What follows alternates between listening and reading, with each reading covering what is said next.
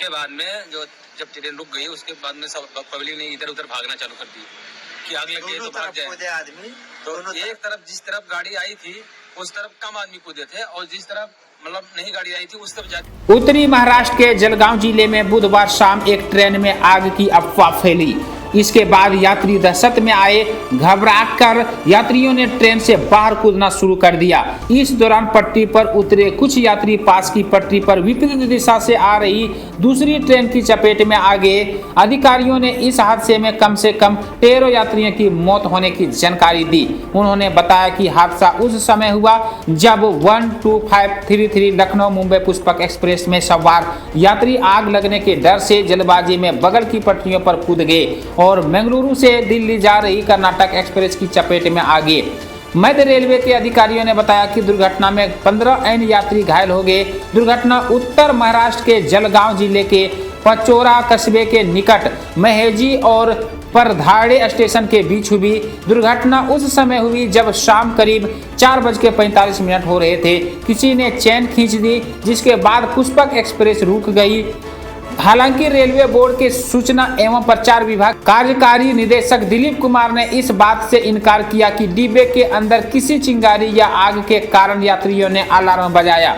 उन्होंने बताया कि हमें तो सूचना मिली है, उसके अनुसार कोच में कोई चिंगारी या आग नहीं देखी गई।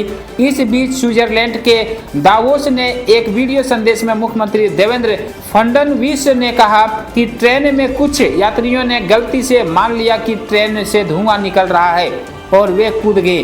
दुर्भाग्य से वे दूसरी ट्रेन की चपेट में आ गए। उन्होंने इस त्रासदी में मारे गए यात्रियों के परिजनों को 5-5 लाख रुपये आर्थिक सहायता देने की घोषणा की। सेंट्रल सर्किल के रेलवे सुरक्षा आयुक्त दुर्घटना के कारणों की जांच करेंगे। मुख्यमंत्री के अलावा रेलवे बोर्ड ने अलग से मृतकों के परिजनों को 1.5 लाख रुपये, गंभीर रूप से घायलों को 50-50 हजार रुपये और मामूली रूप से घायल लोगों के 5,000 रुपये की अनुग्रह राशि देने की घोषणा की है। जलगांव जिला सूचना अधिकारी युवराज पाटिल ने बताया कि इस हादसे में 12 यात्रियों की मौत हो गई और 15 अन्य घायल हो गए।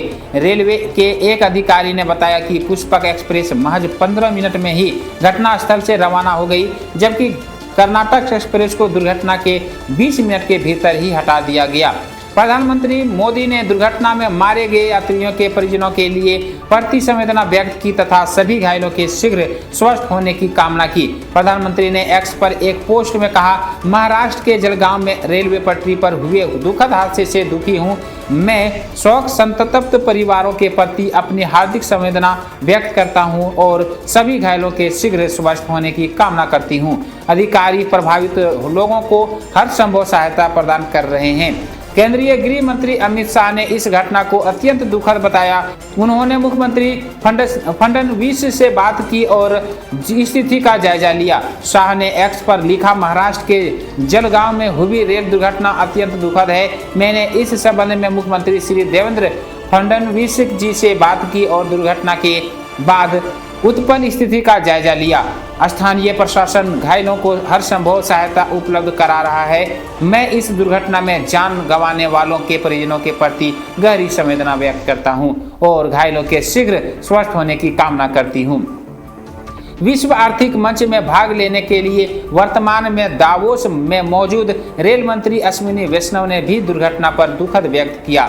रेलवे बोर्ड की ओर से जारी एक बयान में कहा गया कि रेल मंत्री अश्विनी वैष्णव ने घटना पर गहरा दुखद व्यक्त किया।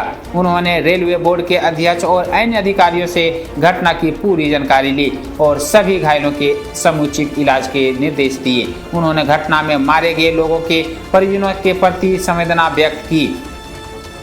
एक यात्री ने मराठी समाचार चैनल को बताया कि जब ब्रेक लगाए गए तो कुछ यात्रियों ने ट्रेन के पहियों से चिंगारियां निकलते देखी, जिसके बाद वे घबरा गए। फिर कुछ यात्रियों ने आपातकालीन चेन खींची और पटरी पर उतर गए, जिसके कारण यह दुर्घटना हुई।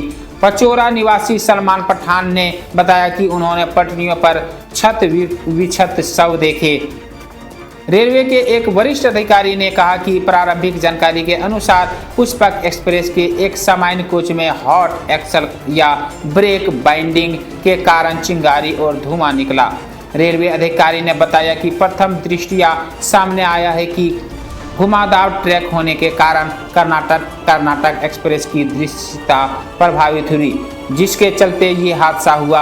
रेलवे अधिकारी के मुताबिक रेलवे के ट्रम्प रूट के अंतर्गत आने वाले इस सेक्शन पर ट्रेनें 100 किलोमीटर प्रति घंटे से अधिक रफ्तार से चलती है। अधिकारियों ने जानकारी देते हुए बताया कि दोनों ट्रेनों के ड्राइवरों ने प्रोटोकॉल का पालन किया था, साथ ही उन्होंने दुर्घटना से बचने की पूरी कोशिश की।